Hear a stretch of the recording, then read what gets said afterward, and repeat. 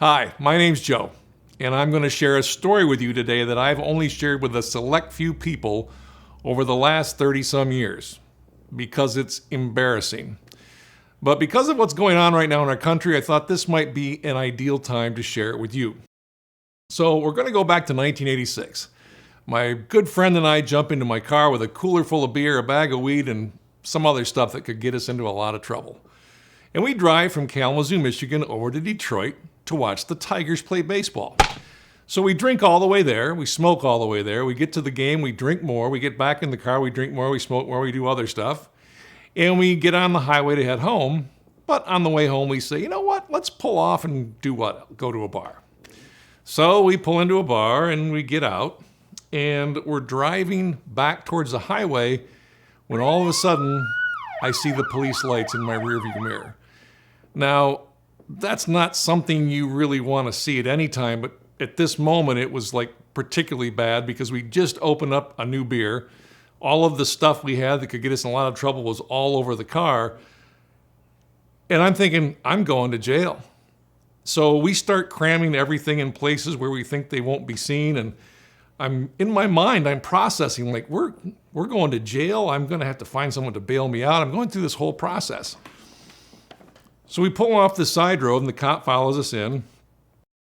And he walks up to the car with his flashlight and he looks in the car. And he says, where were you guys coming from there on the road? He goes, well, I made up. I said, we were at McDonald's, we were eating. Didn't want to tell him we were at a bar drinking.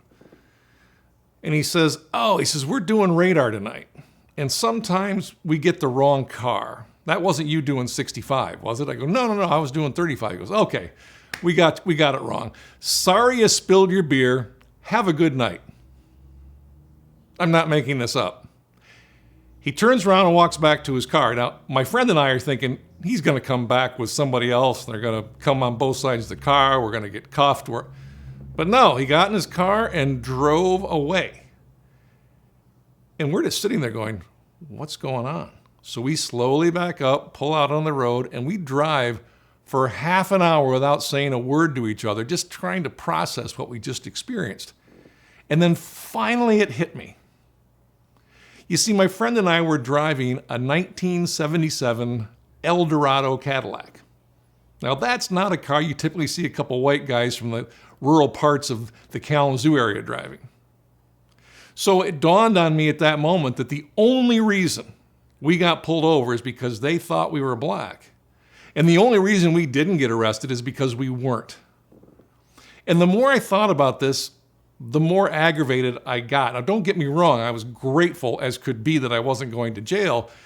But I'm thinking, if that had been two black guys, just like us, just buddies going to a game, doing stuff they shouldn't have been doing, being stupid at a young age, going to jail might have been their best thought process they had.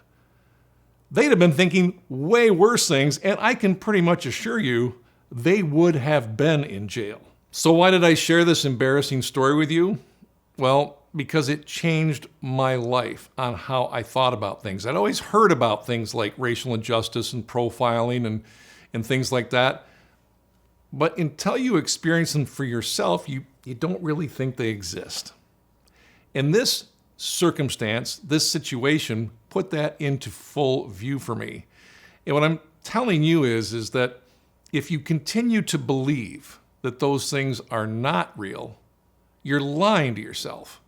And trust me on this one, the most important person in the world you need to be honest with is yourself. For me, in a perfect world, every human being would have to experience life as someone else. You'd have to be black for several months. You'd have to be a woman for several months. You'd have to be a gay person for several months. You'd have to be a disabled person in a wheelchair for several months. And trust me on that last one, if you did, you would never be that asshole that leaves your shopping cart in the disabled parking spot. So how do good people develop such negative, horrible, misrepresented views of black people? We're not born that way. You know, from the tiki torch carrying white supremacist to the more common closet racist, the answer is the same. We grow up that way. I grew up in a small town with probably 2 black families. I had a great home life. My parents love me. I never worried about food. I never worried about having a bed to sleep in. I never worried about coming home and being beaten. My parents, by all standards, were like ideal parents. I had this ideal childhood that I thought everyone had. But even though my parents were great and I love them, God bless them, they were racist. And even though they didn't use the N-word liberally, they used a lot of other words that were very unflattering and not kind to black people.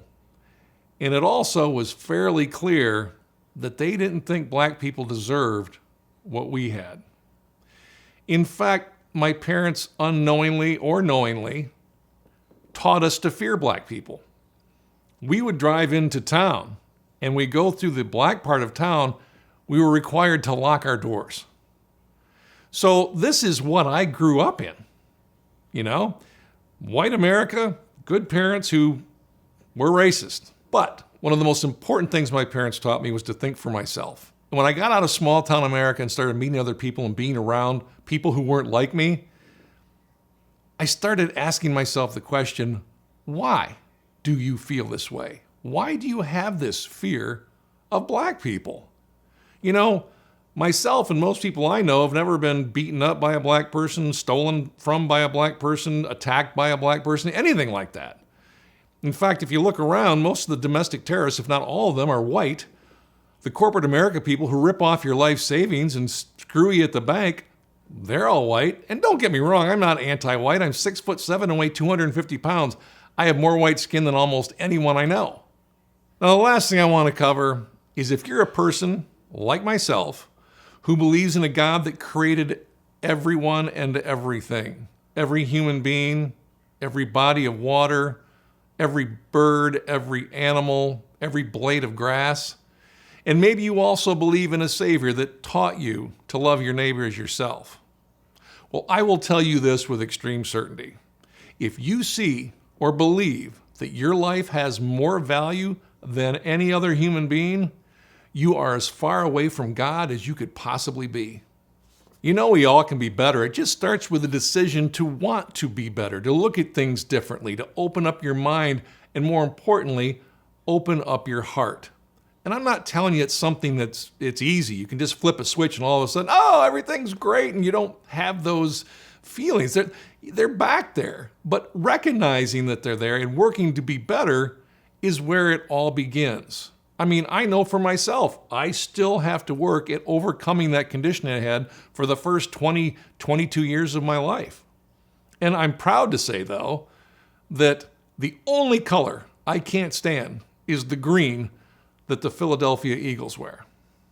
So every step you take towards understanding and doing everything you can to make it better will change the world in a glorious way for everyone, including yourself. Thanks, and don't judge me for what I did in 1986. That was a long time ago. Cheers.